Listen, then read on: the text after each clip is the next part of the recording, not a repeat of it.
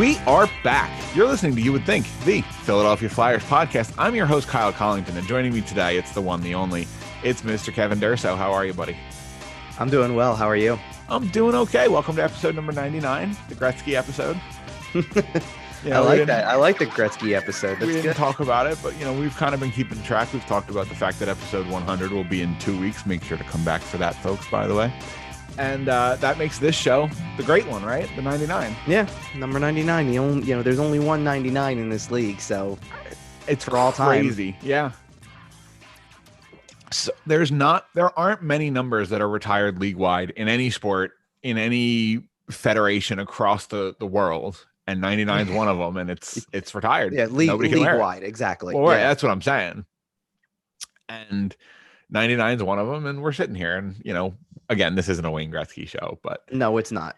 But I did want to mention it off the top. It wasn't here. our plan, but we'll. I wish we had more news. I wish we had more to talk about. I wish we had Wayne Gretzky level news about the return of the NHL. It turns out we're still a little shy. Well, here's the thing. We have more news than we had 2 weeks ago. I think we can safely say that. We're seeing progress.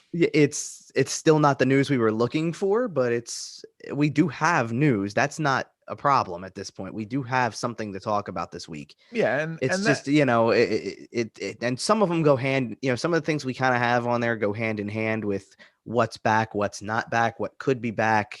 Yeah, all of that. So I guess that's where we might as well just jump right into the news. Yeah, let's go ahead. The news that people may or may not have heard at time of recording here is, I believe Pierre LeBrun broke it with The Athletic, right? He's had a lot of it. I mean, he's really been the source he's been of front a lot and center in a lot of league discussions. He's definitely got friends in high places. He's probably been the closest thing you've got. And I mean, assuming that Bob McKenzie probably would have been all over it if he wasn't semi-retired at this point. And he's licking his chops a little bit. I guess, but nonetheless, you know what I'm saying? He's not over it anymore, because he's semi-retired. So I assume that's why, because a lot of it's gone to LeBron because he's the other elder statesman. Well, the way I'm going with this is that he's pretty much had almost a daily update. Even if he's just saying the same thing every day with nothing more today, check back tomorrow, big week ahead, whatever. He's had a lot of that, and he's given you something almost every day, which is very different from what a lot of other people are doing. And the big news we're talking about here, by the way, is the fact that it is starting to solidify. I'm not going to say it's concrete, but it's starting to solidify a little bit. Right. That the NHL may be returning on or around January 15th. Right. That's the main thing. I mean, you're looking at a mid-January start, and that's good enough. I'll say, you kind of have to take it for what it is. Right. I mean, let's put it this way. We did this 2 weeks ago, and when we last recorded, we were basically sitting here saying, we were waiting for more on where things were and where they were going to go. And all we knew was there was a snag in negotiations, right? We were sitting here going, what else? Heard it was kind of ugly. Right. And we basically knew the premise of those things, right? About the deal that they agreed to in August, and now the owners want. We knew it was a financial. We knew it was a financial thing, and that's basically where we left things. And for a good chunk of the time that we've spent between episodes, that's the news. Where it was left. Yep. I mean, for 9 or 10 days there, that was the news. Pretty much that whole week. I mean, we recorded the show. We did not have the Monday news drop. We didn't have anything. Through the American Thanksgiving weekend. Yeah, the whole weekend came and went. And then maybe around Monday or Tuesday of this week, it was kind of like we started to hear at least there's conversations again. It might have been late last weekend. I think Saturday or Sunday there was they're talking. Right. That was the news drop then. And then as the week has gone on, we've been waiting for more and more to come out in the week. And we've heard that they're working. And we've heard that they're working on other things too. Some small minor things are kind of getting figured out. Some things that aren't necessarily related to return to play, but shows that the NHLPA and the owners are in communication, and it's going fairly well as far as things are concerned. Yeah, I mean, look, bottom line is this. January 1st is no longer possible, and it hasn't been possible probably since the end of last weekend. I think we've sat here for a week and realized that this is not possible, at least if you're talking about starting the regular season. Right. if you want to talk about January 1st or 2nd or something close to that range, that seems to be the training camp target date. So I think that that's where we are now. And there's this there's this sense that that's still okay, that still doesn't cost them too much time. Well, right. And we talked before about the 2013 season starting January 18th, 19th without any real problems in that 48 game schedule. Right. And I mean, look. So the timeline works out. Yeah. And look, if you're hearing anything about January 1st, then it's probably in reference to a camp start date now more than it is about the season. I think if you were going to start the season, let's put it this way. If we were going to start the season in 3 weeks from January 1st, which is 3 weeks away at this point, then we need to know that training camps are starting tomorrow. Canadian players would need to be quarantining like now. Right. Well, not only that, but they should be quarantined. They should be quarantining now. If that's the case, if they were supposed to start up like later this week, right. We should know so much more about it than that. I mean, like, you don't seriously think that they're going to roll into training camp and not know who they're playing in 2 weeks. You'd need a schedule. You'd need all of it. Right. Like, there's still a lot we don't know. Right. Like, I think at the very least, you take the number of games that they're talking about. You take the start date. You take the potential camp start date around that. One of the other commonalities, and I didn't write this in the show notes because it's kind of something that bounced around. I only heard it once. I didn't see it as a big thing. But they said no preseason. So to be camp roll straight into regular season. I'm surprised there won't be at least one game. Yeah, I guess I am too, but even if it's just for roster competition, right? Like, we're talking about expanded rosters, and I know certain teams are going to have extended camp. The teams that didn't make the return to play, are going to have the option for some extended camp. But other than that, we're talking about players who haven't really touched ice for a while in team capacity. Yeah, and it's interesting that we're rolling in without an exhibition game. Yeah, that I agree with, but at the same time, I mean, everybody's going to be dealing with an expanded roster and in some capacity. I mean, I'm sure something that I don't remember if we've mentioned on this show or not over the past couple weeks is that in the ECHL, you had a whole division of teams that completely opted out for the year. And that included the Reading Royals, who are the Flyers affiliate there. Right. And if you're opting out, that takes away at least 20 roster spots. Right. Probably pushing 23 to 25 roster spots. There's for guys, lot of guys for guys who you can put there for developmental purposes. So it's really weird to see that this is what it is. You know what I mean? Like, that there's not a place to put more people. So now and not only that, but we've talked about the AHL date that you're waiting into February for that one. And so what are you supposed to do? Like, you don't have room to put those players in the AHL like you would normally do. You're going to have a lot of flexibility with people because I think, again, you have to acknowledge the possibility. And I think in the Flyers case, it only happened once the entire time we talked about return to play. And that was that one day that Jake Voracek couldn't practice because his test was inconclusive. So, but like, you got to assume that something like that's going to happen at some point for almost every team. And I'm not saying that it has to mean that someone's positive. We've seen it in baseball. We've seen it in football. We saw Nick Saban test positive inconclusively and then test positive later. And we've seen all sorts of weird stuff go on because it turns out, these tests aren't perfect. And when you're testing hundreds of athletes and hundreds of personnel over a long period of time, you're going to have weird cases like that. Yeah, you are. And this is just the way it is. I think you don't have a choice but to go through with this and make it the best you can. But you have to account for that somewhere. So I think that's part of it. I think one part of it is that the training camp thing is going to give them 2 weeks to figure that out, to see where everybody is going into games and eliminate the possibility that you're delaying the start of the season for somebody because someone's positive. But other than that, I think that I think it just is to try to get everybody back as soon as possible. I think it's to eliminate the possibility that it delays things further. You need to keep a week at least around for the possibility that anything goes wrong. So if that's the case, then I think you need to just do whatever you can to get everybody back into shape as best as possible. I don't think you're looking for anything more than that. I think that's why there's no preseason game. It's not, I don't think it makes a big difference. I don't really recall there being much of that when they came back from lockout years either. I think a lot of those guys were playing in Europe. True. And I mean, there's a news story for you. I mean, Michael Raffel was sent over and is playing in Austria right now, which to me, I think it's interesting that brings us to where we are. Have we heard anything about a recall? Like, do we know, like, if the season starts, is he coming back? Yeah, he's able to. He is. Okay. It doesn't mean he's opted out for the year. I just wanted to make sure. Okay. No, this was strictly a loan, and it's like anything else. Like with any of these other players that have gone over, there is that recall. When you can come back, whenever there's something to come back to, you can come back. Yeah, and it's not much of a surprise. He's kind of an Austrian hero in the hockey scene. He's I think they even said he hadn't played in Austria for, what I'm not surprised. It was a while. It was like a decade or something like that, right? Yeah, I'm not surprised in the slightest. It's kind of like that Yager Czech Republic thing. Like you always know he's going to end up going back there. Right. It's not a surprise that he's there. It's a surprise of the timing because of the fact that if you send him over and you make the thing, this happened in the last 2 weeks, right? Like this is obviously within the last 2 weeks. It feels like a training camp.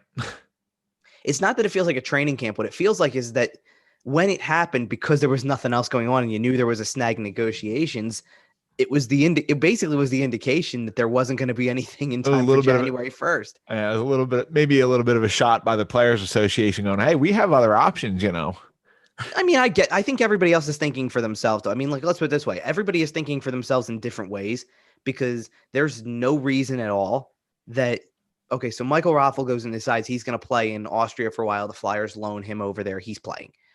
There's no reason then that anybody else who's over there shouldn't stay over there and try to do the same thing.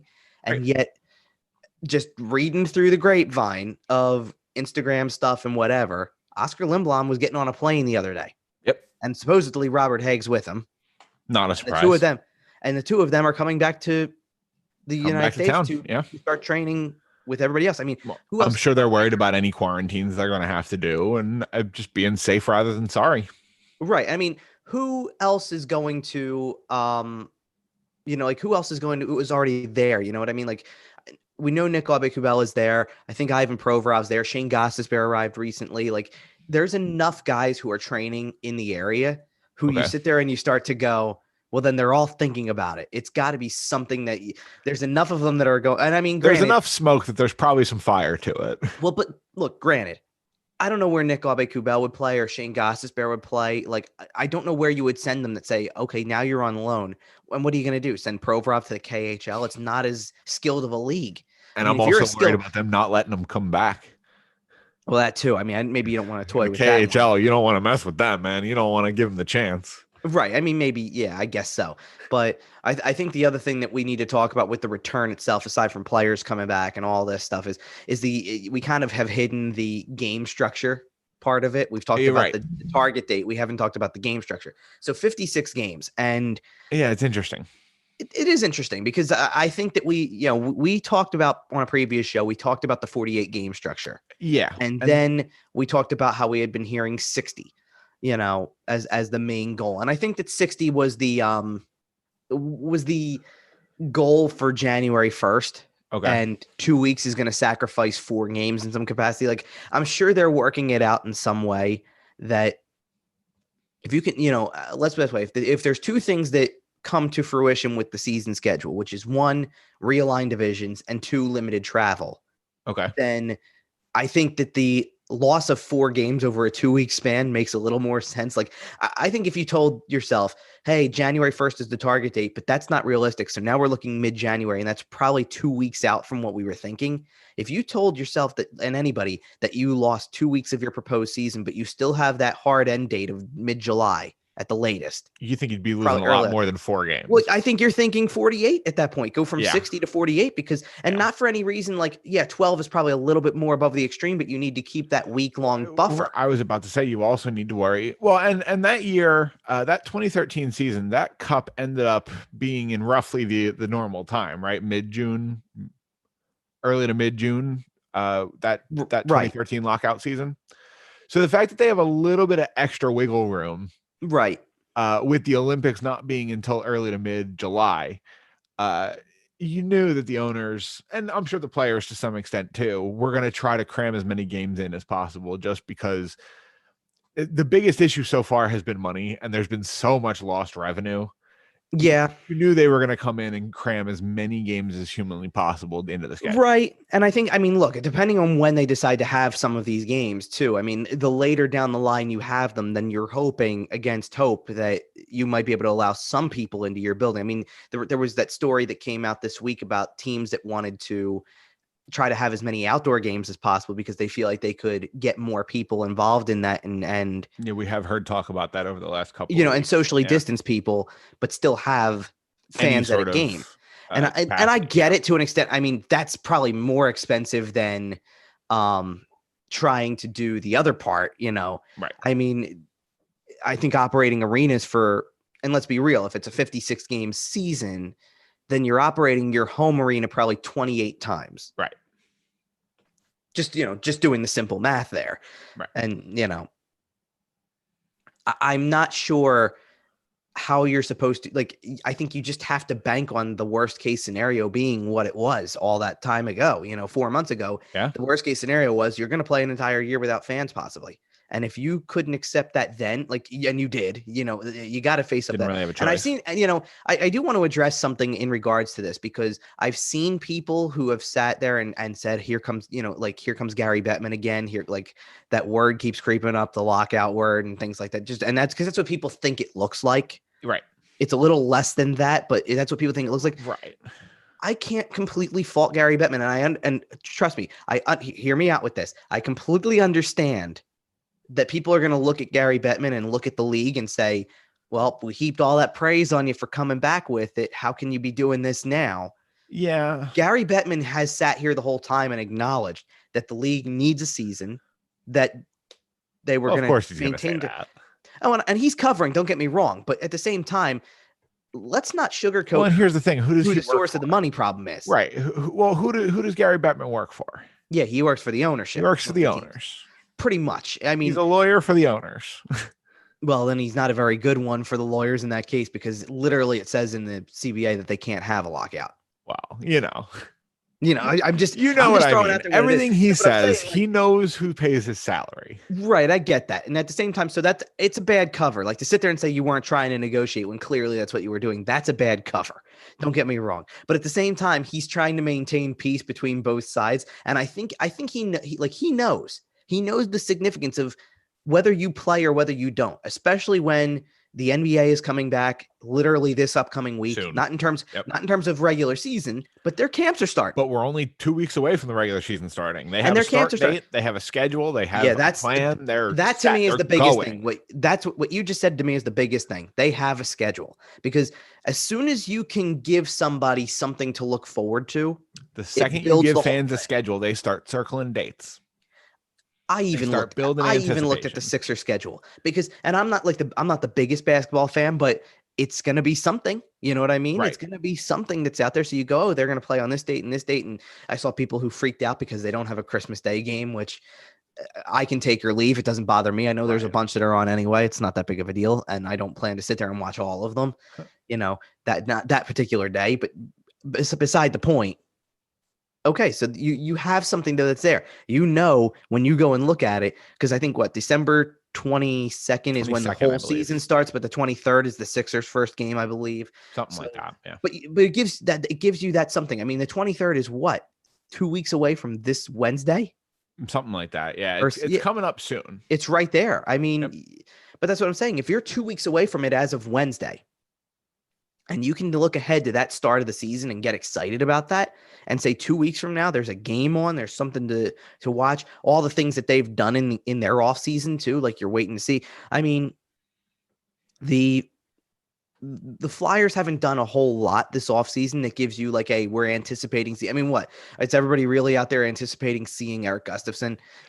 Supremely it's not, and that's not to say Gustafsson might not be good. He might be very good for them. Nothing exciting happened. Nothing flashy happened. But they didn't do, and quite frankly, there's not a lot of teams that did. I mean, unless you're the Buffalo Sabres who are waiting to see Taylor Hall, or unless you are the New York Rangers and you're basically holding out. Vegas had a pretty flashy summer. Well, there you go. That one too. Petrangelo and all of that. They had a pretty flashy summer. They had the Marc-Andre Fleury stories, and they had a flashy summer. Well, see, the Fleury story to me is not the flashy part of Vegas's offseason. Well, the fact that they still have him is flashy. It's very dramatic. It's very soap opera. Okay, yeah, that part is. But right? We got his owner still tweeting, being a huge part of these negotiation talks for return to play. Alan Walsh is the hottest name in sports agency yet again.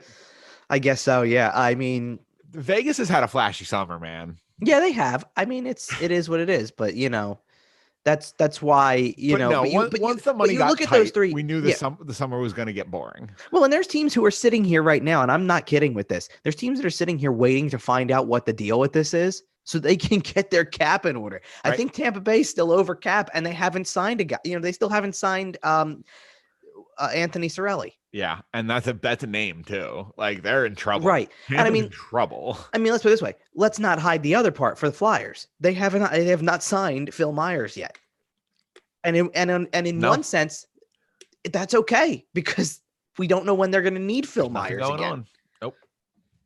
And I'm sure, but in another sense, it's concerning because you're waiting. When pen meets paper, and they need to get him signed, they'll get him signed. I have no doubt. Right. Well, because we haven't heard anything to the contrary. Well, because it's not a matter of if, it's a matter of when. Right. But at this point, again, there's really no need for it. People are kind of enjoying their summer. And I think Chuck Fletcher, I mean, I'm sure he's working, but I think he's taken a little bit of a backseat here. I appreciate you calling it a summer so much. Listen, I mean, it's the off season. It's the summer. I'm sorry. I know it's November and December, but it's the off season. It's the summer. It's August. It's fine. Right. Well, sure, whatever. I mean, it feels like August. I'll give you that. I mean, look, I've had a weird feeling about this whole thing too, because you just brought up the Sixers schedule. Come on, man. Yeah, it's true. We're in the doldrums. Yeah, I hear you. Well, and I'm sure we can find a whole bunch of other crap to talk about that's hockey related that doesn't apply to anything on any timeline whatsoever. I'll even share a good one with you because I'm writing a story on it because I got a text over the weekend that I'll share. Okay. That's kind of an interesting one. And it's, excuse me, it's not on our topic sheet at all. It came up yesterday. So I'll indulge in that one later because that might be an end of the show thing. Because it's a topic we've kind of talked about when we had nothing else to talk about before, but it's also something that I kind of want to revisit, so to speak, because it's been a little while. Okay. But yeah, I mean, if we're talking about different things around the league and teams that have had some things to look forward to, and let's put it this way, teams that still have work to do that they're waiting on, like Phil Myers is probably like not the least of the Flyers' worries, but more or less what I'm saying is that that's not a as high profile a name as other teams have still out there. No, I mean, I just mentioned Cirelli for Tampa, and I believe that Matt Barzal still does not have a contract with the Islanders. I don't believe he does either. And you don't have a choice. You're forced to sit here and wait to find out what's going on before you do it. And I think the players are doing that too, to an extent. Like, oh, absolutely. Yeah. Like, trust me, I think Barzal's going to sit back and think I'm worth a lot more than what I'm probably going to get right now. So I might only take a 2-year deal. He's trying to figure out the best way possible to talk Lou Lamoriello into giving him a 2-year extension. Sure. Why not? And I mean, Matt Barzal is going to play for $3 million because that's all Lou's going to sign, but they'll get it done. But either way, we really are kind of in the doldrums of summer here. We talked about the NHL coming back maybe mid-January. We talked about a 56-game schedule. We also talked on a previous show about the whole schedule being in the division. Right. So what do you think? How do you think the Flyers' playoff chances look at a 56-game in-division round robin? Basically, that's what it is, right? It's group play. It kind of is. And I mean, I'm trying to figure out the best way to look at that possibility too, because it's an 8-team division if you do it that way, right? I mean, there's 8 7 other teams. You play each. So there's 7 other teams, and you're going to play each one 8 times, assuming that's the way it goes. Because I will tell you, there's another theory I've heard that is like supposedly the longer that you can get this to go, then the possibility of bringing some of the teams back down from Canada becomes maybe a possibility, and you can start to cycle everybody else back in. Do you think there's any chance the NHL goes with a fluid schedule? I think they want to. Maybe they sketch out the first 30 games, and then at a certain date, 6 weeks before, they announce the rest of it.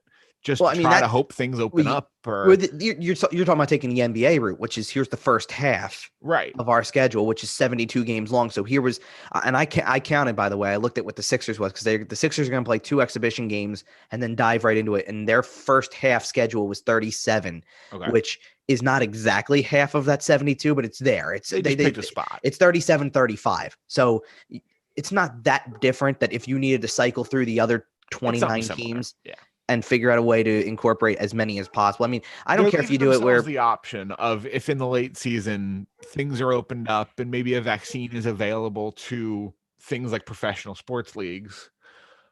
Because I mean, listen, let's talk about the elephant in the room here. If a vaccine becomes available to these sports leagues and they buy them,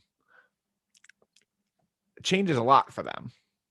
Sure, it does. I mean, right? Of course that gives you the option of doing things like, you can go to the Canadian government and say, we are all vaccinated, and maybe get something like an exemption or a waiver and actually have a legit schedule. Do you think there's any chance the NHL tries to leave themselves open for that? Well, I think they're buying time for it to an extent. I mean, there's a couple different things you could look at with that. And I'm not going to get into the medical side of it because I don't know enough about it, but I don't think that anybody's going to try to jump to leapfrog anybody else. Like if there's if there's something available, then it's going to the people that really need it the most first. Sure, but at a certain point, way down the line. At a certain point, it will be available to the rich. Let's just say it how it is. At a certain point, it will be available to those who can afford it. And at that point, the NHL has the option. Well, I do think that the athletes will be trying to get it as quickly as possible. I'm certain of that as well. I do still think there's an order, but I think you're right that when they can, they will.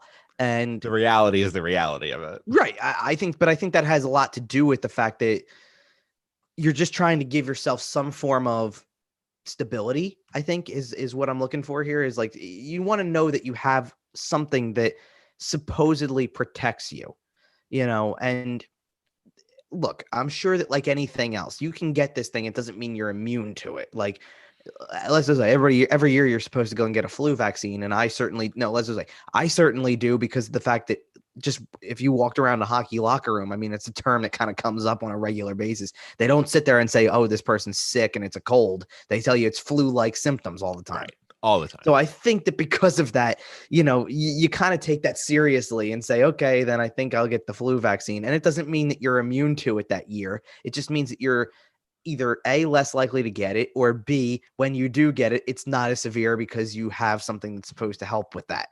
Right. So maybe that's where we're looking for with it. I don't know if it changes a ton just yet. Let's this way. I think people can get vaccinated, and I don't think we're changing anything else we're doing. Right, not right away. That's fair. Like I still think that everything else is still at least 6 months away. But I know, but I'm looking at these sports leagues, and I know that they are going to push for free travel, open border type situations. Yeah, no, I know. Once they get themselves vaccinated, and they don't have why should the NBA worry about travel if everyone is vaccinated, right? Why are they worried about a private flight from LA to New York if everyone's vaccinated on it?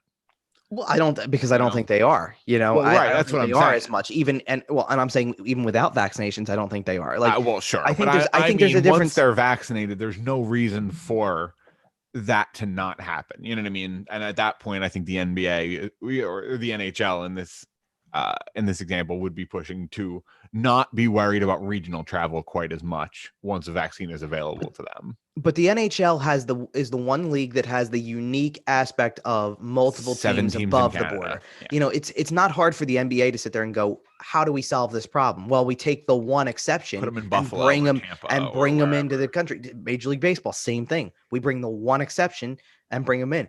It doesn't affect the NFL at all. It doesn't affect college sports at all because that's a United States thing. So the NHL is the only league that has to sit there and go, we have another country, and not just another country where it's Toronto. Okay, one team. No, this is Toronto, Montreal, Ottawa in the same region, and then go across the country and go Winnipeg, Calgary, Edmonton, Vancouver. Add all of them together, and now you just formed your own division. You better not have forgotten any of them, or else you'll have people mad at you. I didn't. Okay. I counted. That was 7. I said Montreal, Toronto, Ottawa, all in the same region, and then spanning across the country. Calgary, Winnipeg, Edmonton, Vancouver. So I'm just making sure. That's 7. I got it. You and I both have several friends above the border, and God forbid you forget about Winnipeg. You'll never hear the end. Let's put it this way: Manitoba. I'm thoroughly disappointed with not and not for like I'm not saying I'm disappointed that they're doing it. I know why they're doing it. I'm disappointed with the border restriction because I haven't been to Canada. I would like to go to Canada, and right now that's not even remotely possible. You know. All right. If you could see an NHL game in one Canadian building, where are you going? Wow, that's tough. I know.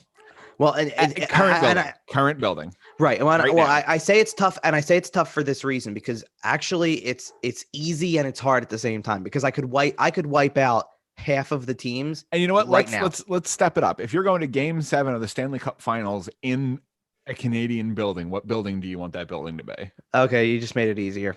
Easier? Yeah, you're going to Montreal, huh? Yep, Montreal. Gotta be, right? Like, listen, the other Canadian market's great. Vancouver, you can riot as good as anybody. I get it. But you got to go to Montreal. Come on now. Yeah, I mean, it was Montreal or Toronto, which honestly I would try to probably for the and I'm not saying it's relatively close, but it's close enough that I would sit there and say, you know what, if you made a trip up and you're already going to Toronto because Hockey Hall of Fame's there, and downtown Toronto is very scenic and it has a lot of things to do. There's all that type of stuff. Go try to find Steve Dangle. Yeah, I know.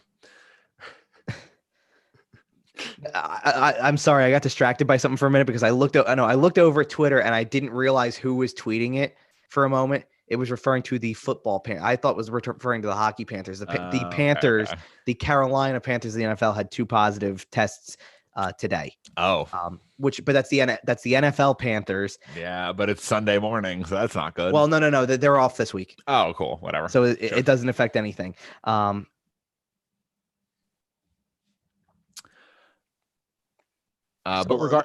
this is a good segue though because positive tests have been a thing. Yeah, for around the NHL, and it's kind of led to some stuff. And I do want to mention it briefly because there's been a few different places that have shut down. That's fair. I feel like because every time we see something like this, we start to think about how it affects the NHL's. And let's put it this way: let's bring the NBA back into this for a minute because I'm sure you saw this one because I know it caught my eye big time, just in terms of where the NHL is hopefully going to be in a month. Let's assume a month, meaning training camps, hopefully, or something. Okay. The NBA tries to come back, starts training a little bit. Even I don't know if it's formal training camp yet or not. It's close. I know that. And right away is able to tell you 48 players tested positive. Right. And I did the math on it. It's like something like 8% or 8.7%. I was going to say the NBA is not the NFL in terms of roster sizes. That's a lot of people. That's a hefty portion. Well, it 48 NFL players test positive. It's not a huge percentage. Right. I mean, and there was a number. I can't remember what the number was. I mean, it was something along the lines of not 280. Maybe it's something like that though. It's because there's a number for it. I don't remember the total number of players but tested. It's a pretty reasonable percentage. Right. Maybe it was 5. Maybe it's 528 is what I'm thinking, or something like that. It's something like that. And when we saw the NHL return to play in August. Mm-hmm. We saw very few cases, right. And obviously, there were no issues inside the bubble. I'm hoping we see similar numbers. I don't necessarily expect it because you have more teams coming back and it's been a little longer and it's a little, shall we say, less organized. I don't think the NHL is going to have as big a problem because I think the NHL is benefiting from its internationality, if that makes sense. The fact that the NHL doesn't have as many players in this country is probably a good thing. Well, to start with, sure. I mean, I think it means that there's less that have problems in terms now. of getting people here healthy. Right. I mean, here's the thing about that though too, and I think I can't speak for any other place because I haven't lived in any other place to be able to express this and know how people live in another country. But I mean, I assume Canadians live not a certain way, but live similar enough to Americans, not in the sense of not in the sense of activities they do, but I'm talking about like, if you need something, you go and get it. Right. No, I just mean in terms of case numbers, the fact that we don't have guys. For sure. But like, I'm saying, what I'm saying is if your lifestyle is when I need something, I go and get it. And maybe in one of these European countries or in Canada, there's still an element of safety to that as much, I'm not saying that means there's no element of safety in the United States for it, but it sure as hell seems a lot more likely that going and doing a routine activity could still get you this thing, as opposed to another place where I think they've taken a whole lot more into consideration, or they've had more restrictions over a longer period. Because I think that very clearly one thing that we're showing in the United States is how lax we've become with some of the stuff, because we just get tired of it. That's the way that it kind of is. We just get tired of it. And, I talked about this 2 weeks ago. For me, I'm not letting my guard down per se, but what I am doing is I'm sitting here going, all right, who's the circle? Who's in the circle, my own personal bubble that I sit there and I go, I'll do what I have to do to still see those people. And if in fairness, if it means that any of us as individuals are feeling anything or come down with anything or whatever, then we stop seeing them for a period, for sure, until we're out of the woods and we come back to it later. And we're hoping that these players are taking similar measures and doing similar things. But you mentioned that we've had some shutdowns. So we've heard from the AHL that they're not going to start until at least February. Right. The OHL and the WHL, nothing. Right. Now, the one on here that I do have to touch on, because I didn't realize, maybe it's just the one division that I'm thinking of instead, and it's not the whole league, but the Quebec Major Junior Hockey League started to shut down a lot of stuff. And it's more regionally, because apparently one of the regions that already had shut down is still playing because they've got it under control. They're not in a spot where they need to, but they're taking it regionally. But let's put it this way: for however many weeks, because we did 2 episodes in a row. One of them was even titled appropriately, where we talked about Elliot Desnoyers and, look at what he's doing in the Quebec Major Junior Hockey League. Look at how Halifax is doing. This is what happens. Like right now, we don't have that. He's not playing. He's part of this shutdown, and this shutdown lasts for over a month. Yep. Like it is what it is, and you're stuck with it. The lack of it's certainly pumped the brakes on the other Canadian junior leagues. Yes. At this point in time, any the player OHL was moving forward, or was in the process of, I think both leagues kind of had things. The OHL was slower than the WHL, because the WHL, for whatever reason, was not getting discussions that the OHL was getting. And here's what I'm saying. Here's what I mean when I say that. The WHL kind of was going forward. They had a target date. It was supposed to be, I think, this past weekend even. And it was just a matter of getting everybody back and doing it safely. And there was no talk about anything else. The OHL somehow or other, though, because of Ontario, got this discussion about no contact in the middle of the game. That was another fight they're up against. So they haven't had any discussions about how to return, because they're trying to work with their own government. Right. They're trying to work against their own government, which is saying, don't play the sport, because like literally you either cancel your season or you play with no contact. Yeah. At that point, I think you just call the season. Well, no, I think if you try to enforce, if it's actually enforced. Let's put it that way. Right. And I haven't heard anything about it in a while, because I think that in general, the Quebec League shutting down has changed some dynamics of it. I think everyone's rolled things back a little bit and went, whoa, as case numbers go up. But it's a shame, though, too, because I've talked about this before. How do you develop players?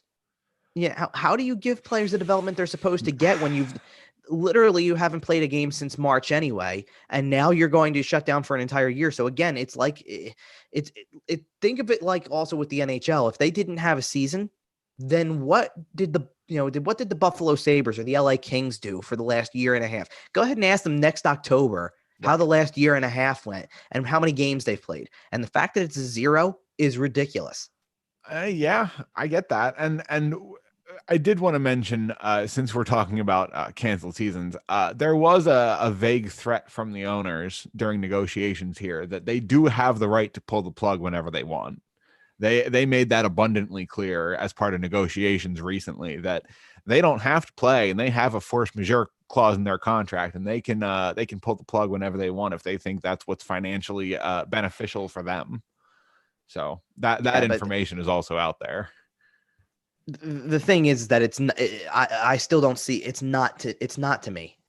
if they want to sit there and look at it, yeah, maybe this particular year it's more financially beneficial to say don't play as opposed to the damage you're doing long term to the league. The damage you're doing long term is it's an abandonment to your fan base. You want people to come back to this building after 2004, right, and after 2012, and you're going to do it again, right? And not only that, but at that point, I think it falls on Bettman. Well, of course it falls on Bettman because Bettman's going to. You talked earlier about no matter what. You talked earlier about not necessarily blaming Bettman too much and the fact that he's doing a good job here. I didn't say he's doing a good job. I'm saying it's not necessarily his fault. Let's put it that way. If we lose a season, it's his fault. Sure, it is. Well, because there's a lot of that responsibility. Because Gary Bettman is the name among a bunch of nameless people for a lot of people. He's on the top. He's on the top of the letterhead. Well, and what I mean by that is that okay, this is not like, let's do it this way. Maybe Flyers fans know this, maybe they don't. But since Ed Snyder passed away, do you know who the representative is that is considered the owner? I do because I follow the team. You probably do. I remember he was at the press conference where they announced Chuck Fletcher, and that's the last time I saw him. Okay. At anything. Do you know his name? Dave something, I think. Okay, Dave Scott. You do know his name. I was close. No, Dave Scott. I wanted to say Dave Montgomery, but that's the Phillies guy. That's apparently, by the way, like I said, I have Twitter opened up next to me. That's a whole nother story right now. Apparently, we might, maybe, you know what? I think that I'm going to tweet something. You can retweet it from the YWT podcast account about welcoming people over next year, because there's a lot of people who are getting really fed up with that franchise and going, Phillies?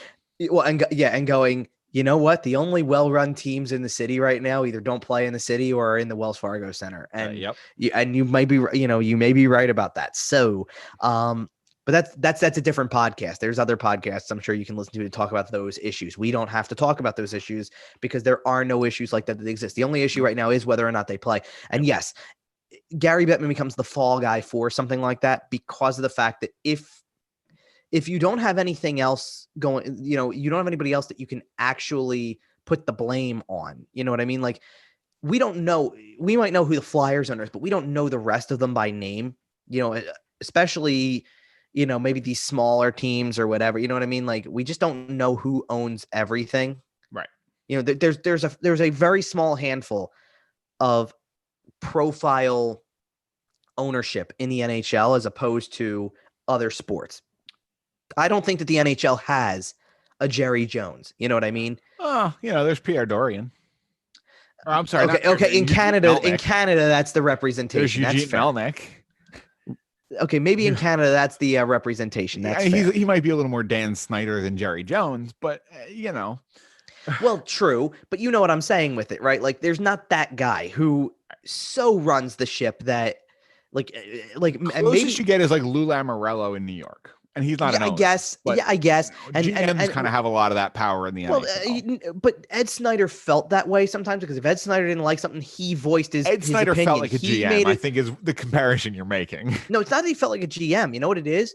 You got when it was the time to hear from somebody like that, boy, you heard from him. Like, I think about the Craig Berube press conference. We don't need a fresh perspective. That's our culture. All that type of stuff. Talking about stuff like that and getting defensive about it and really standing up for it and trying and being so adamant about it is what anybody else would do who's kind of set in their ways like that, and toward the end of his life, Ed Snyder made a lot of changes to that attitude that let the Flyers take the steps that I think have gotten them sort of to where they are right now. We're not talking about a playoff run over the summer like that. We're not talking about the steps that this team has taken, not just in getting a goaltender like Carter Hart and adding players defensively. Ivan Provorov may not have been a Flyer under the old Snyder beliefs because they did not draft Russian players a lot. Right. But Ivan Provorov was the guy to go get. And I'm sure that somebody turned around and said, you don't understand. If this is one of the guys that's available, and I'm not saying that they wouldn't have been satisfied with the next guy in line. Zach Werenski was after him, right? Right. So I or down the line otherwise, you know what I mean? Like, there's enough guys who down the line. Talent. That draft is turning out to be very, very talented. It was one of the deepest drafts that we were going to be. Yeah. But what I'm saying about that is that he had to soften his stance on letting the people who are, you know, who are hockey ops people do the hockey ops. And just one more thing. I like Zach Werenski. He is an all-star probably several times throughout his NHL career. He is a very good player. I would take Ivan Provorov 100 times out of 100, and it's not close. It's hard to and hear me out with this. It's hard to evaluate Zach Werenski fully when you get to put him either alongside or on a separate pairing from Seth Jones. That's fair, because Seth Jones is also right. Seth Jones is much because let's just Seth Jones is much more proven than Ivan Provorov is, just for the years of experience. And I'm not trying to say down the road that one might not be better than the other. It's just the truth of the matter. Ivan Provorov has never played with a defenseman as good as Seth Jones. No, he hasn't. And it wasn't Andrew McDonald, I'll tell you that much. Travis Sanheim, it could be. Travis Sanheim is a good defenseman, but he's behind. He's just younger than Seth Jones and behind him in development. That doesn't mean he's not as good. He's just not as polished as Seth Jones is. Do you know what's interesting too? And because it's one of the discussions that kind of goes around to an extent. There's a lot of different schools of thought on who the better defenseman is going to be down the line for the Flyers. Whether it is Provorov because it's Provorov right now, whether Sanheim eventually gets there, whether it's, anybody else down the line. There are people who look at Igor Zamula and say, well, this is going to be one of the good ones. Phil Myers. How about Cam York? There's a lot of good talent. There's a lot of good talent out there, and that makes a difference too, For the record, where are you at with Sanheim versus Provorov? And again, we're in a midsummer show here. I'm free to let these tangents run a little wild. I don't know. That's about fine. I think Provorov's still the better defenseman. I think Provorov's still going to be the better defenseman. And I do understand where people come from when they talk about the offensive side. I do think Sanheim might have the more offensive upside. I think there's a chance Travis Sanheim turns into the more well-regarded defenseman by the rest of the league, because the league values offense so heavily. Travis Sanheim could be the one winning Norris trophies, but I think Ivan Provorov is a better fundamental defenseman. Does that make sense? A little bit of the Roman Josi, Ryan Ellis, right? Roman Josi is the one who gets all the attention, but Ryan Ellis is probably a better defenseman. I think all you can do is hope that hope that's the situation, because then at that point in time, then at that point in time, I guess Phil Myers is Matthias Ekholm. And that's fine. That's fine. Or maybe Provorov is Ekholm and Myers is Ellis, because Myers is supposedly going to have one of the hardest shots you'll ever see. So after they trade him, does that make Shane Gostisbehere Ryan Suter? No, it makes Shane Gostisbehere PK Subban. Oh, you're right. Oh man, the comparisons are there. Kind of. Listen, write the article. Here you go. The Flyers are the 2014 Nashville Predators. There you go. You're welcome. No, I'm not going to go that far with it, but it depends on how long it takes for them to return to play here. If they don't go till February, you might be bored mid-January. Okay, well, wait a minute. Two good segues then, because first of all, I will get to him in a minute, because I did mention Cam York in that last little bit, and we do have a reason. We're gonna start talking about Philadelphia Flyers that have made World Junior rosters. Don't you get worried about that. But let me bring this into the discussion as well, because it's a conversation I had, and I'll name drop him on here because everybody knows my connections with 97.3. So if you are a regular listener, or if you've gone over there before, Hunter Brody is the co-host over there, Broads as we know him. So it's every weekday you get the Sports Bash. Broads is on there pretty much every single day, one way or another, and he sent me a text the other day, and this was a discussion toward the end. I think it might've been towards the end of the day on Friday. I don't know why he waited until Saturday to text me about it, but he did. But apparently he came in to the studio one of these days this past week and mentioned how he's been getting caught up in watching old Stanley Cup games. He had rewatched the Red Wings Penguins game of 2009, I think it was. And was just talking about how that series was crazy. Sure, but this is the text I got yesterday afternoon. I've been watching full old Stanley Cup playoff games from a bunch of teams on YouTube. Amazing experience. Crushed Red Wings, Penguins, 09 Game 7. Datsuk, Lidstrom, Zetterberg, insane. That's what he says, right? Yeah. And we've had this discussion before on this show about falling down the YouTube hole when there's not a whole lot out there. Now, I'm doing it. I'm getting there. It's not as bad as March, because in March we had nothing, so it wasn't like you felt like, which by the way, Mike Gill, who's the main host on the Sports Bash on 97.3, that was the counter argument.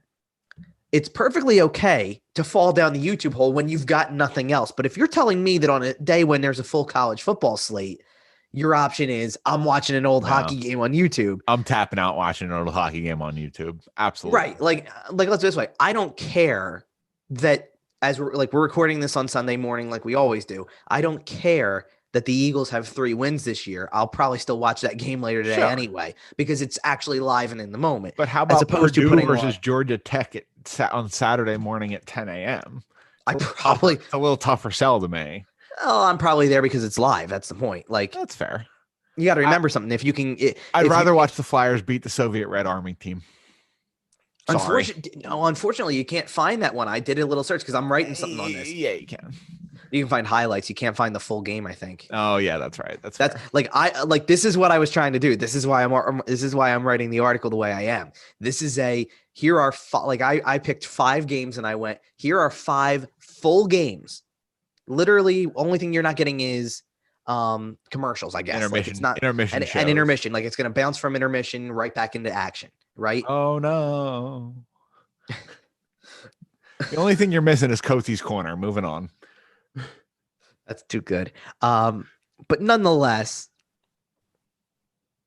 if you like, these are 5 games. 5 full games. These are 5 full games that if you want to sit there and literally kill 2 hours a time or an hour and a half a time, roughly, here it is for you.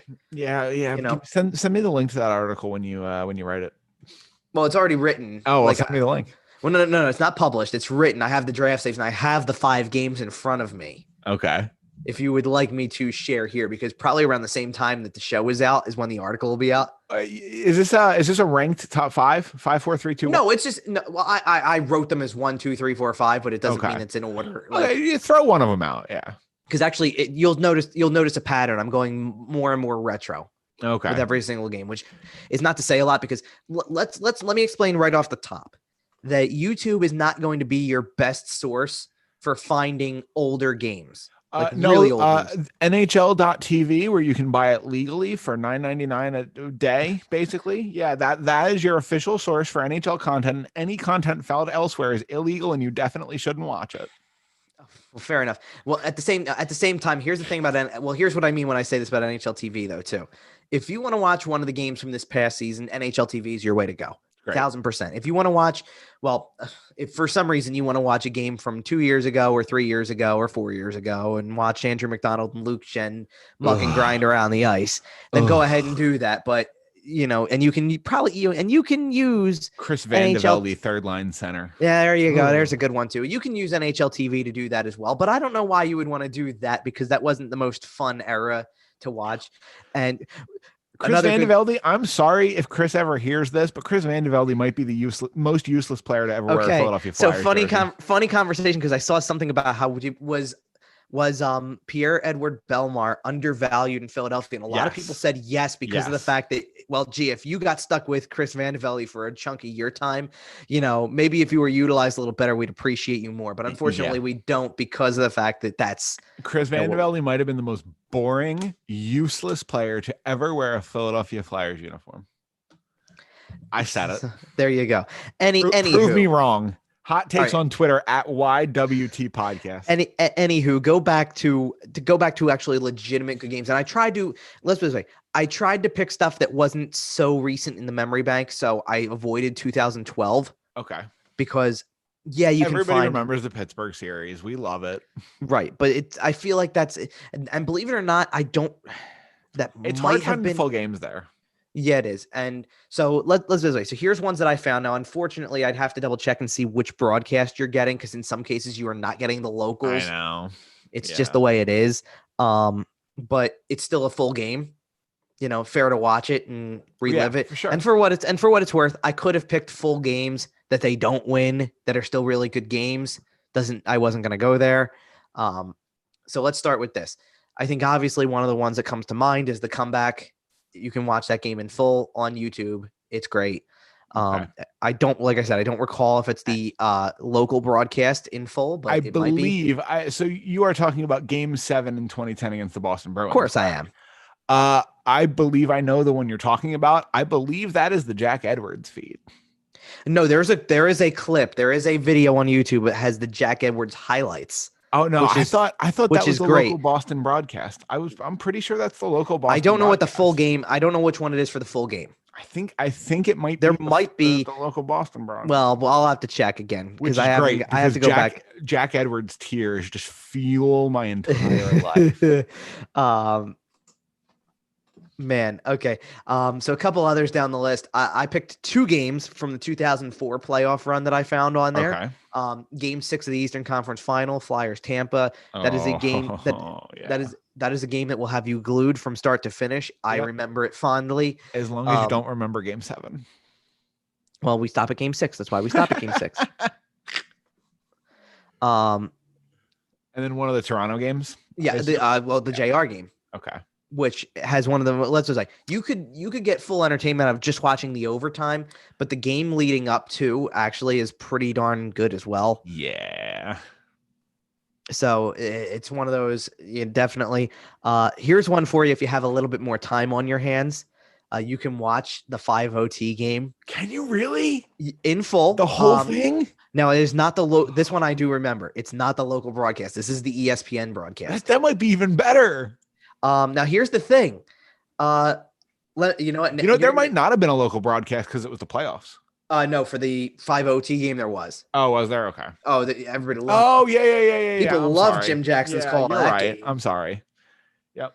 All right, I'm looking it up right now because I just want to see something. Okay, here you go. So, finding this video, Jim Jackson's call at the end of 5 overtimes was Keith Primo ends the test of wills. Yes. That's the call? Okay. I'm just making sure I had that right. I did remember that there was a Jim Jackson call, just for the record. Don't come for my fan card. But okay, so either way, so I found 2 versions of this game in full, and one of them might have more content than the other, obviously, because it's a longer video. You get your intermission stuff, right? Well, I think one of them, there's a great channel, and I'll name drop the channel on YouTube because it's a great channel, literally called NHL Playoffs Archive, which has full games in it. I know it. Yep. Okay. Now, this one is the one that I have clicked that I actually fast forwarded through to see like how it looked and stuff like that. And this one has, I think, removed some of the stuff from between stoppages and just shows you the game itself. Ugh. It is still a 3-hour video. Okay. Nonetheless. There is also another one on here when you search this particular, all I did was search Flyers Penguins 2000. Okay. And it is the first 2 videos that pop up. It is game 4 of the semifinals. The first video on here, which probably has a little bit more of the broadcast elements to it and the in-between stoppages and things like that, sure, is a 4-hour and 40-minute video. If you really, really, really want to get the full experience of as close as possible, it is not quite 6 hours like it really was, but you could start that video at 7:00 and wrap up just shy of midnight. Guess what I'm doing after this podcast? Oh man. Do me a favor and send me that link. I'm not joking. After we wrap up here, I'm going to ask you to send that. Now, let me, while I'm doing this, then before I mention the last one, because, I just do want to see if I can find some of the other ones. Okay, so here is the game 6. Oh, wow. Okay, so I didn't realize this. The video that I found for game 6 of the Flyers Leafs series. What? Did something get pulled? No. It's there. Okay. I just realized by looking at the screenshot, though, local broadcast. This is nice. The CSN broadcast. So you are going to get. I'd love to see it. So you will get the sudden death magic from JR. Yep. On this one if you watch it. By the way, that for an overtime game, that's only 1 hour and 40 minutes. It's not too bad. No, not at all. Now the Tampa one from that year is going to be a national broadcast because by that point, that's what you're thinking of, Kyle. By that point, everything was national. Right. Okay. That video is, give me a minute here to find the full one. Just over 2 hours. Pretty good. Yeah, pretty good. I'm gonna have a good day after this podcast. I appreciate I appreciate helping you give you some thoughts. All right, let me, for my own curiosity here, let's see if I can find the Bruins one here and see here. Okay, NHL Playoffs Archive. It's right here. You are getting the CSN broadcast. Awesome. Of that game. A good way to kill 2 hours. Yep. And then finally, to close out this list, and again, NHL Playoff Archives, great source for you. Go find and do it if you're a hockey fan, by the way, because I believe it's not just Flyers. Oh yeah, well, I believe everything. If I go in and I search you know what I really should do for this really quick is I'm gonna go search their most popular video. That's the most popular video. Okay. Wait. Let me guess. Leafs Bruins 2012. No, actually, or 2013. I'm sorry. No, you have one of the teams right though. Okay, what is it? How about Bruins Canucks Game 7 of the 2011 Cup Final? That makes a lot of sense. I guess it does. I was a little surprised by it, to be honest. Actually, as a matter of fact, if I'm going through this, hold on a second. Oh, okay. Hold on a minute. Now I get this one. Okay, so Bruins Canucks, the Stanley Cup Game 7 of the Stanley Cup Final is number 1 as the most popular. Number 2 is the Alex Burrows OT goal against Chicago. Okay. Number 3 was it a Vancouver site? No, because number 3 is a Flyer game, but we're not going to mention that one because we've tried to erase it from all memory. Oh no. Okay, yeah. How about this one for number 4? A classic. I assume this is a playoff game. Game 1 of the quarterfinals in 1979 between the Maple Leafs and Montreal Canadiens. That's an interesting one. That's a good one. And all I can tell you is both of these video clips, by the way, because this one and the next one, which is Nordiques Canadiens in 84, it's a playoff game. Oh, that sounds like a blood game. Both of them have line brawls in the shot. Yeah. The Kings winning their first Stanley Cup is the next one down. And then there's a lot of other Canucks ones on here. I will say that, but I'm trying to find a classic. Okay. By the way, the Flyers Bruins Game 7 that I just mentioned is right near the top. It's like 10th. Nice. So it's right there. That's probably because of me. I've watched that game several times. Oh, here you go. Not much further down the list, and I didn't include this one, but the Game 5 of the Flyers Canadian series in 2010 is on. And I was at that game, and you can watch that one in full as well. Well, that's a good one. I was at that game. You said you had one more on the list here. Yeah, it's the OG. It's the 74 Cup clincher. Okay, which you can watch in full. That's the way to go, right? That's a good way to spend an afternoon. But there's a lot of games on here. What I was looking for was more or less something that was more of a more of a memorable Cup final type thing. Yeah, they do a lot of that. But it's not. But none of them are. They do a lot of it. It's not. None of them seem to be listed on their most popular. Well, I mean, even the first one you mentioned, Bruins Canucks, as a Cup final. Yeah, but that's not one that I think of as a classic. I mean, the Bruins win that game 4-0. It's not exactly most classic. Like I'm looking for. How much riot coverage does that video feature? Oh, did they video the riot footage of the city of Vancouver burning to the ground? Or yep. All right. Yep. We went there. Okay. Well, listen, they full blown rioted. Okay, fine. Again, because the third video down the list is one that we prefer not to mention. We're trying to erase it from all memory, but to a lot of people, it is a memorable Cup game. I will say that for it. No. I suppose. Is this the goal that never happened? Yeah, it's the goal that never happened. It's that the one that never went in. Yeah, whatever. Listen, either way, games like that. We're rolling through here. We're definitely spending a lot of time in the YouTube rabbit hole. Something we do have coming up to look forward to in terms of hockey is World Juniors. Yes, let's talk about this. And a couple of Flyers have been invited to potentially make World Juniors rosters. A couple from Canada, a couple from Team USA. Let's start in Team Sweden with recent Flyers draft pick Emil Andre being on that roster. What do you think? Do you think he's going to make it, or what's the situation? Yeah, I think he's going to make it because he's made enough of an impact at the Swedish elite level. But I don't know what kind of impact he's going to make completely. I'd like to see him in this thing. And I'll tell you why, because he can play at the Swedish elite level. We're not going to see a crazy ton of point production. I'm curious to see how he plays playing with his peers. Right. I'd love to see him with his peers. Stack him up directly against the rest of the draft class and see what he can do. Let's be honest about it too. You know, there are ways to get access to that type of stuff, but it's not the most readily available broadcasted league. Right. To put him on, because let's put it this way. It's not always available in English commentary. Let's be realistic about something else too. Assuming that we don't even have training camp until January, then you're going to get the first few days of this tournament. Yeah. When is this supposed to start, by the way? Christmas. Okay. So it is over Christmas. I didn't know if it got delayed at all. I know there are games on Christmas, I believe. Okay. I'll pull up the schedule really quick. But yeah, this is supposed to start on Christmas Day with round robin. Okay. Or group play, whatever you want to call it. Yeah, same difference.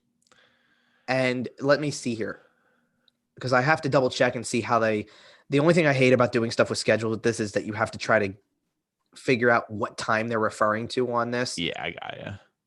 But either way, I will run through the rest of the flyers that have made roster. Oh, okay, no, hold on. There we go. Here we go. I got it. So there are 4 games on Christmas, I believe is what it is, starting at 2:00 in the afternoon. It looks like 12 local time. The whole thing is in Edmonton, by the way. It's bubbled in Edmonton. Does it happen to say if it's available on NHL Network or? I don't think yet, but I would be stunned if it wasn't. If they didn't. Well, because TSN normally broadcasts a lot of it, right? And they filter that feed right on through to NHL Network. That's what I was hoping for. My thing is that there's nothing to compete with right now. It's not like you're sitting here at Christmas time or the day after and going, well, the NHL's back, so we got to get to that NHL game on Saturday afternoon. Exactly. So you're not getting. Like, here's a perfect example. On Christmas Day, the first game on at 2:00 in the afternoon is Switzerland, Slovakia. Okay. It is not exactly a headliner. They would start light. No, but they would probably, the NHL Network would probably typically find something else to put on besides that and hold out NHL Tonight or whatever. Yeah. Well, they would hold out for later. Like I said there was 4. There's 3 games on Christmas. My bad. But 7:30 at night. 7:30 at night, you get Russia, US. There's one that you know. One. There you go. Prime time. Get it on the TV. Team USA featuring, by the way, hopefully featuring Cam York and Bobby Brink from the Philadelphia Flyers organization. Well, let me just start off by saying this, and we'll get into more about the 2 of them in a moment. Yeah, for sure. But they were both on the roster a year ago. So I would be shocked if they're not, because of the fact that they were. You know, there's got to be fewer players in their way who were going to be part of this. Oh, sure. So I assume that they're going to be. And also, both guys are another year older and more mature. I don't know. Yeah. I don't say I don't know, but if I recall correctly, Cam York did not have the largest role a year ago. Brink he was a little bit of a bit player. I think Bobby Brink had a little bit more of a role, because I think from a forward standpoint, there wasn't as much to go off of. I think York was actually rotating through the lineup. I don't even think he played every game. Right. Possibly. Right. So I think now that he's got a full college season under his belt, he's played well so far this year. I wouldn't be surprised if he's wearing a letter for Team USA. That might be a little bit of a stretch. I need to see the rest of that roster first. I think they're looking at him as a big part of the squad. Like, I'm not sure. I think they're looking at him as a big part of the squad. I think they're looking at him as an elder statesman, and to come in and really be an example for some of the younger kids on that USA squad.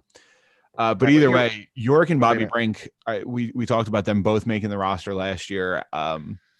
Seems pretty likely that they're both going to make it this year, and we'll be able to get a chance to watch them hopefully through most of World Juniors. Yeah, for sure. And I mean, again, I'm trying to pull up that roster really quick to see all of them. And then, by the way, just to mention, here we go. I got it. All right, here we go. Perfect. This is exactly what I was looking for too.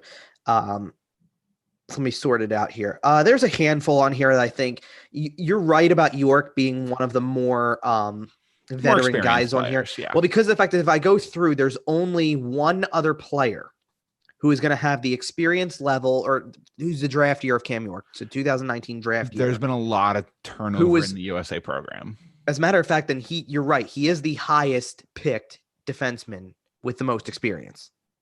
Right. So he's the highest pick among first rounders with the most experience to go along with it. Right. It wouldn't surprise me if he's wearing an A.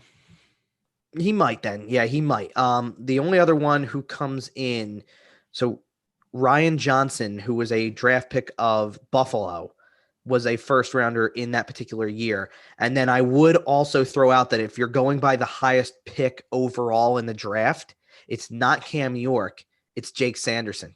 Oh, sure. Yeah. And Sanderson's going to carry a lot of hype with him as well. I don't see As a lot the of big, other heavy top 5. I don't see a lot of other names on the list that I sit there and I go, you know what, York is not worth playing over them per se. Cam York is going to see prominent ice time for sure. Right. I mean, they're all college level kids, and you know, a few of and a handful of his teammates from Michigan are going to be playing as part of this team as well. You know, that's not a surprise. I mean, Michigan. I said a handful. He's among 4. He's among 6. Wow. Or 6 on 5. I'm sorry. There's not a good way to sort this out. But there are a lot of names that we're familiar with, whether you're looking at previous draft. One's draft eligible next year, so he's younger, if you can believe that. And then 2 of them were recent draft picks from this year. You know, there's a whole handful of them on there. And then Brink as well, because Brink is going to be one of the more experienced forwards as well. Probably. Yeah, definitely. I mean, he has to be, right? He just kind of has to be. And that's, you know, I'd love to see who, not who makes it. I'd love to see their usage when the time comes for them to actually start training. I think they train later this week, as a matter of fact, because Michigan is supposed to play 2 more games, and that wraps up their early schedule, if you will. Like, they only planned out so much. Michigan plays 2 more times, and York is not going to play.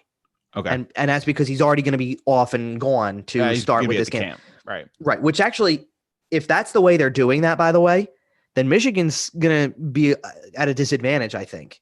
Well, sure. To an extent. I mean, Minnesota's because they're missing 6 players. Let's say they're playing Minnesota. Bet against them in their last 2 games.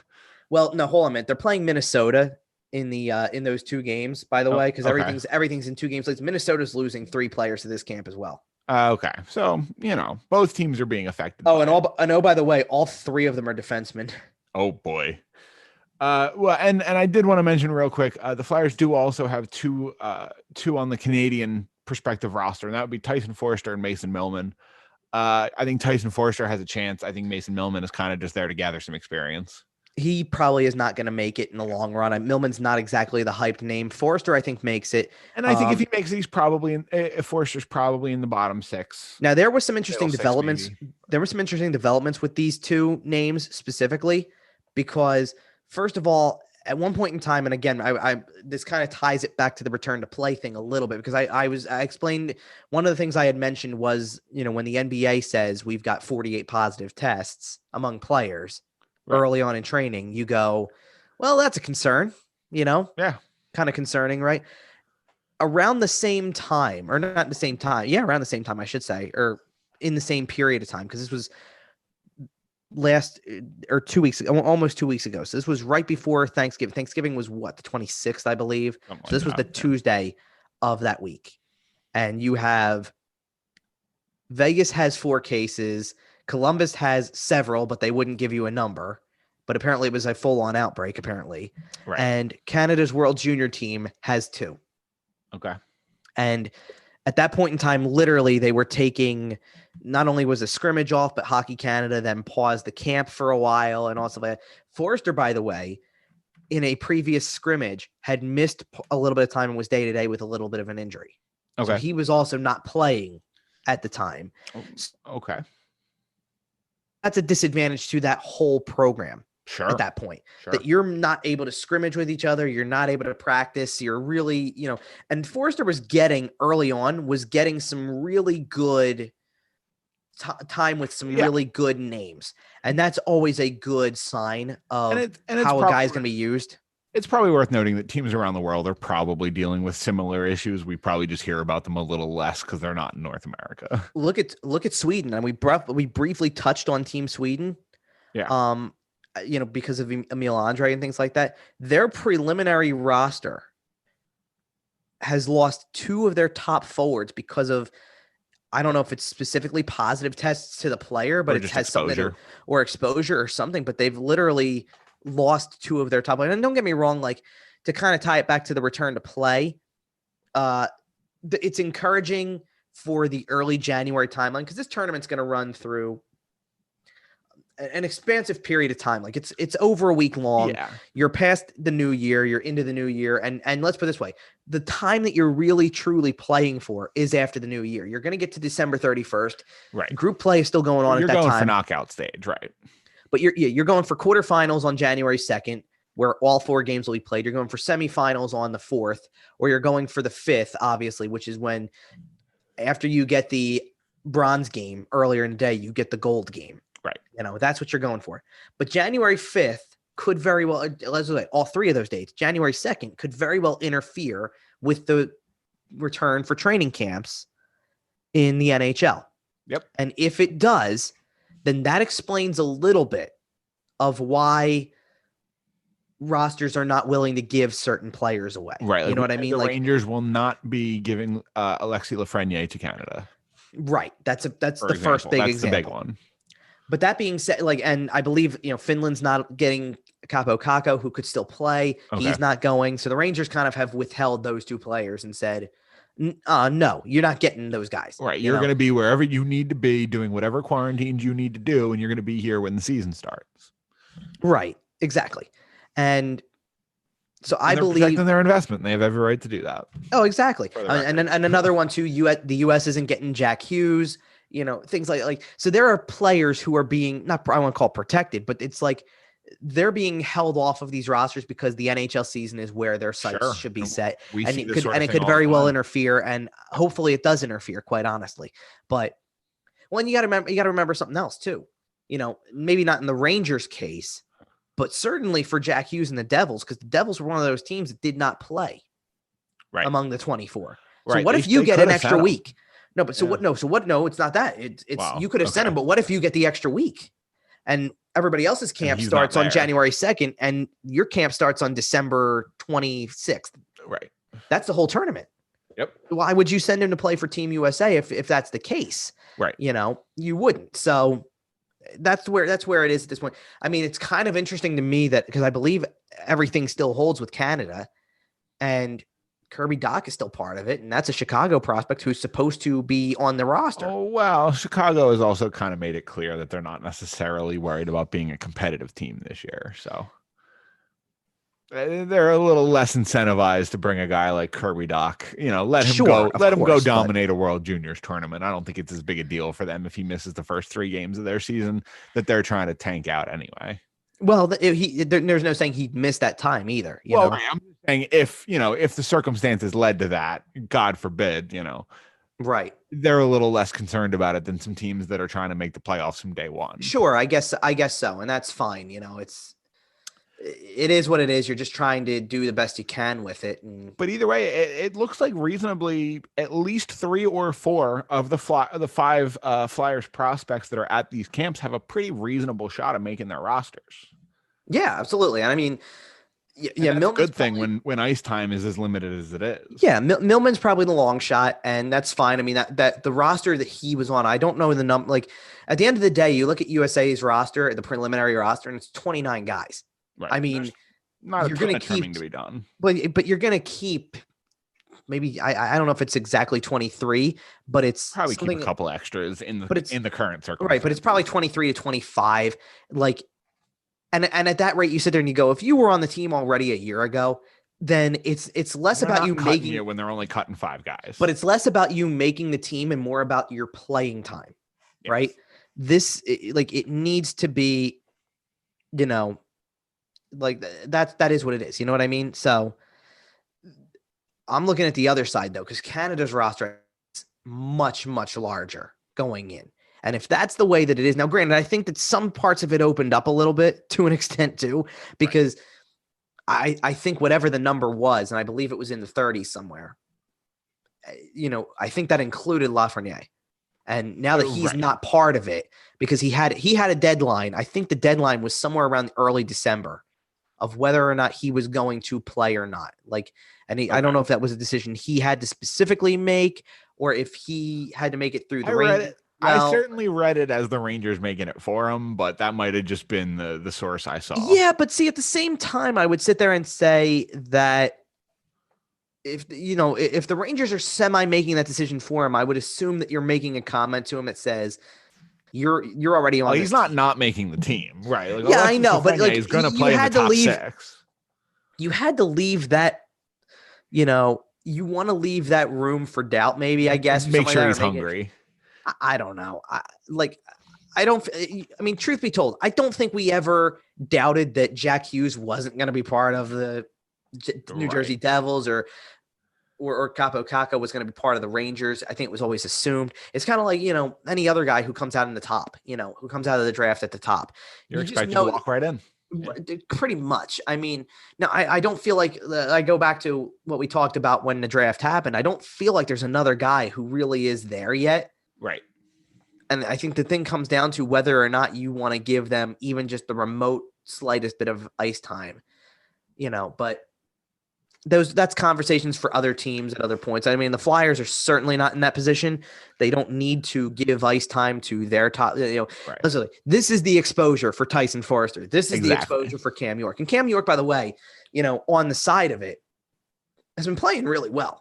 Oh, for sure. Are you about to mention the nifty little backhand top? Yeah, shot? I sent that to the group because it was too good to not. Nice. And it was funny because I pulled up the stream of that game. I had forgotten that it was on as early as it was. They were playing at 6:00, so it was a little earlier than normal.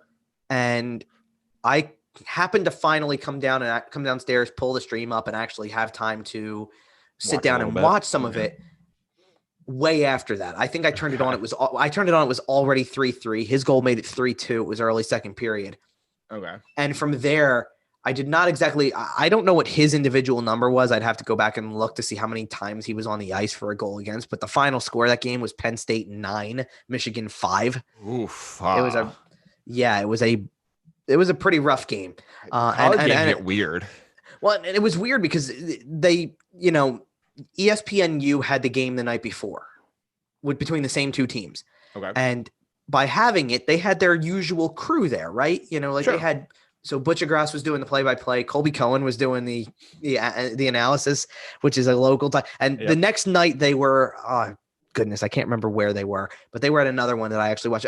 They did Wisconsin, Ohio State. Okay.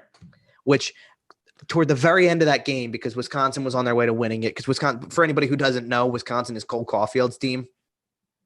Okay. So you can imagine the hype that surrounds a kid like that because scoring really draws in attention. Absolutely. And I believe he had a 3-point game and a 3-1 win. So, do the math on how many goals he factored into. I think you can figure it out. But toward the end of that game, and Ohio State's still ranked. They're a good team. It's not like they're bad. It's just that they're not the team that they were a year ago, I suppose. And Colby Cohen drops, because of where he works typically and where he's from, drops the mention about how Ohio State is really missing Tanner Lashinsky right now. And Philadelphia is probably going to get to know him because he's probably going to make the NHL roster at some point during the year. Maybe not at the beginning, but he's going to make it at some point probably, and you'll get to know him. And so it was really funny how that works. This is what that is, though. This is how you get to know some of these guys. Absolutely. And it's kind of an interesting time to watch it because this is your time to watch Cam York a little bit. We don't get to sit down and watch the college game as much. I don't think we're like, I know I'm more hungry to watch a college game because it's the only one we've got right now. I mean, like if I'd love to sit back and watch an OHL or WHL game if I could find it, or a Quebec Major Junior Hockey League game if I could find one where any Flyers prospect was playing, and it was something that I remembered off the top of my head. Like I don't remember. The only guy who I can think of right now who's actually playing is Igor Sergic, who was like a later round pick. I don't remember that off the top of my head. I'm not remembering. Like this is like I mentioned something about the college games a couple weeks ago.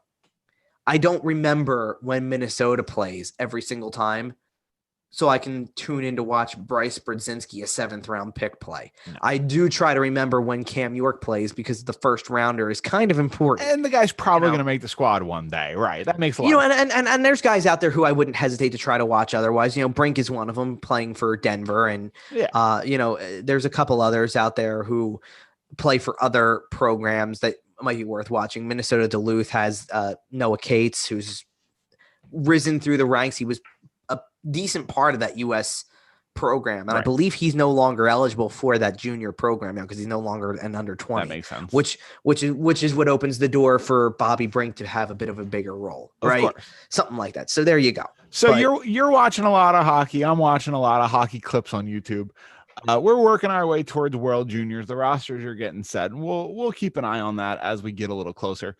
But before we get out of here, is there anything you wanted to touch on here? Two things, and it's quick. They're quick things. Number one, famous last words. No, these are actually quick. Number one, should be a big show coming up in 2 weeks that I think we need to talk about because on the way out of here. Yeah. Because it's going to be really exciting to get to that number. We have some the Gretzky show was fun. The Gretzky show was fun, but this should be a pretty significant show that we're going to have. We're working on some things. And my follow-up to that then is that I think we mentioned it off the air. We might have said it a little bit before when we started out, when we were talking about, I sure hope we have concrete news of an actual schedule, return, all of it to talk about on this significant show. It would be great to have. If we don't have news in 2 weeks, the season's in trouble. Yeah, I think so. You're probably right about that. And so it's a little bit of a fatalistic way to leave it, but that's how we're going to leave it. Make sure you're following us on all our socials. We're at YWT Podcast on Twitter. You can follow Kevin at Kevin_Durso. You can also find the show everywhere you find your podcasts, pretty much every other Sunday night now during the off season. And they come out every other week, and we're just here talking Flyers. You can find us at Flyerdelphia as well as wherever you find your podcasts. You can also find them on Twitter at Flyerdelphia, at Sports Talk PHL, sportstalkphilly.com. I messed up the plugs, but y'all know what they are. They're on the board behind Kevin on our YouTube channel.